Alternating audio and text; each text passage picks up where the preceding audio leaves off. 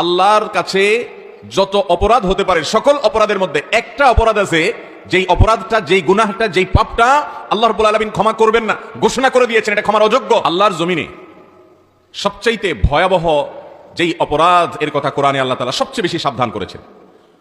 কোরআন যারা বুঝে পড়েন অর্থ সহকারে, তাফসীর সহকারে, ওলামায়ে কেরামের কোরআনের মজলিসগুলোতে যারা নিয়মিত উঠা বসা করেন, বিশেষ করে কোরআনের আদ্যপান্ত শুরু থেকে শেষ পর্যন্ত যারা পাঠ করার, তিলাওয়াত করার, বুঝে পড়ার সৌভাগ্য অর্জন করেছেন, তারা জানেন, ওলামায়ে কেরাম তো আরো আগে থেকে জানেন যে কোরআনের সবচাইতে বেশি আলোচিত হয়েছে যেই অপরাধের ভয়াবহতা সম্পর্কে, সেই অপরাধের নাম কি?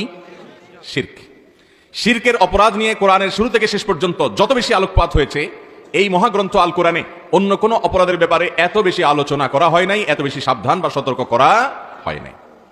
কারণ শিরকের এই অপরাধটা এত জঘন্য এবং এত মারাত্মক যে কোরআনে হাকিমে আল্লাহ রাব্বুল আলামিন